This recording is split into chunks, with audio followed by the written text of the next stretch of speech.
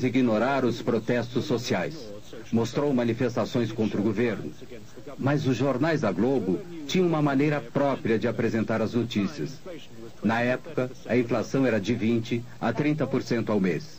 Sempre abria o jornal com o locutor dizendo assim: sai o índice da inflação do mês. A caderneta de poupança vai render 30%, 40%. Então ela tirava o peso negativo do índice da inflação e transformava numa coisa positiva, que era o quanto as pessoas que tinham caderneta de poupança iriam ter de rendimento em cima do índice da inflação. A nova Constituição brasileira tirava do presidente o poder de dar concessões. Então, antes que entrasse em vigor, Sarney deu 90 concessões. Nenhuma outra concessão foi dada desde então. O próprio Sarney é dono de 2 afiliadas da Globo. Todos aqueles grupos políticos que haviam sido beneficiados durante a ditadura militar e durante o período Sarney são os donos hoje da televisão e do rádio em nosso país. Isso é muito mal, porque esses grupos já não representam absolutamente a opinião pública dominante. O país mudou, o país relegou a ditadura militar, rejeitou a ditadura militar. No entanto, aqueles que eram partidários da ditadura militar é que têm o comando da comunicação em nosso país.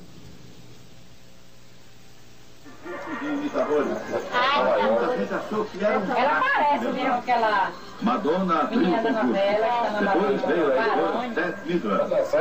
Liza Minnelli também apareceu. O imitador do cantor Jorge Michael estava na plateia. A família Silva mora em uma casa de 2 cômodos em uma violenta favela da periferia de Salvador, Bahia. Disso do litoral do Rio. O Jornal Nacional da Globo, eu acho que a notícia é verídica. Na minha concepção, a notícia é verídica. Todos os dias assistimos o jornal. Na Globo, né? Você acha que é verdadeira? Sabe da notícia do mundo inteiro, né? A gente também acha verdadeiro. Lógico que a gente sabe da notícia do mundo inteiro. Fica par de tudo, né?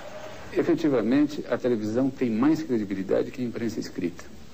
A imprensa escrita é tida no Brasil como partidária.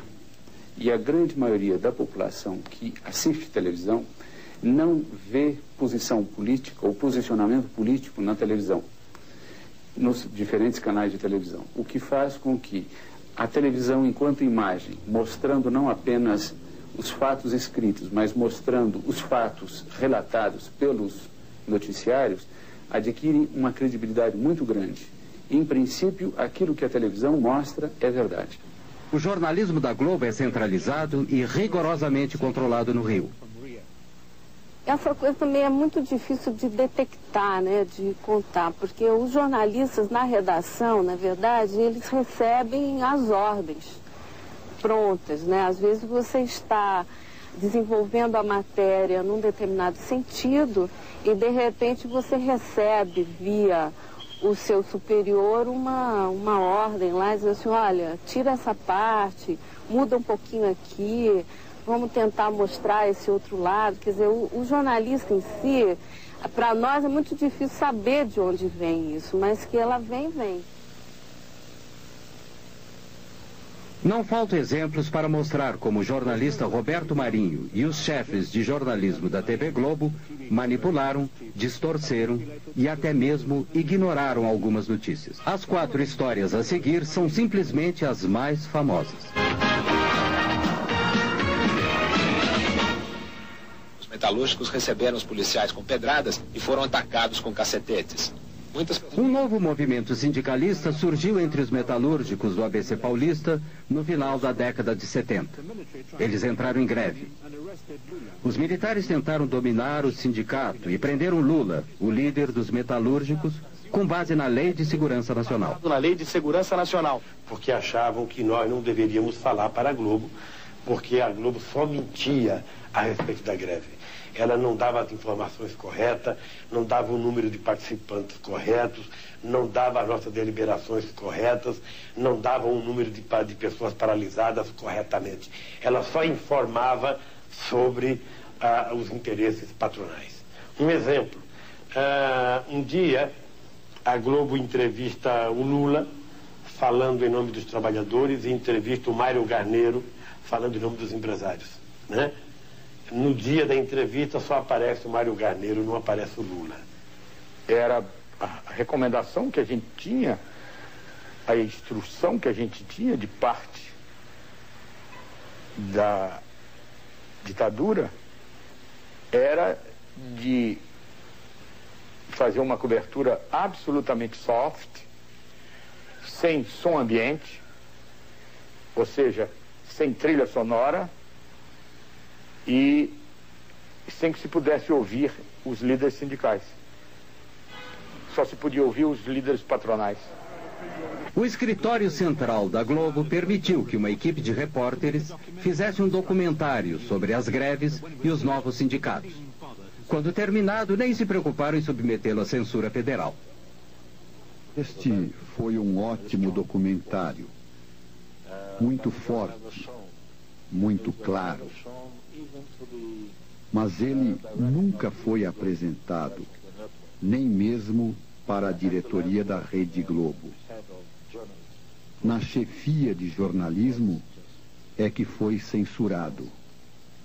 Acho que este foi um momento em que não houve interferência do governo.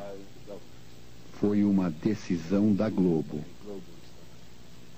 Em 1982, Leonel Brizola, importante líder da esquerda, antes do golpe militar, voltou do exílio para se candidatar a governador do Rio de Janeiro contra o candidato militar. Against the military's candidate.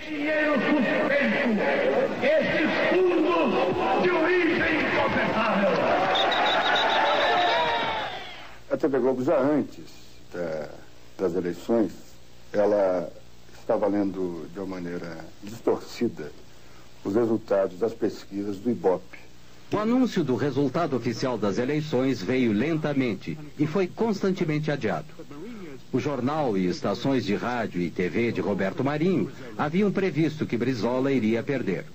Poucos no Rio acreditavam nisso e houve hostilidade às equipes da TV Globo nas ruas.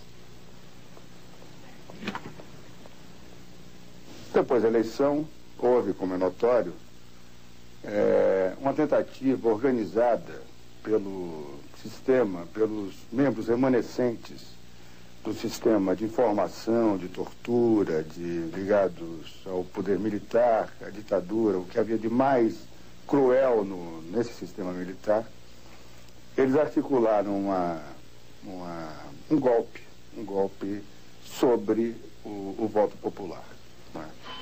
Os conspiradores haviam alterado os programas oficiais dos computadores que projetavam o resultado da eleição, para preverem a derrota de Brizola. Planejavam roubar as urnas cheias de votos para Brizola para garantir a vitória do candidato militar. Tinham certeza de que a TV Globo condicionaria a população a aceitar o resultado. A conspiração foi descoberta e Brizola foi eleito.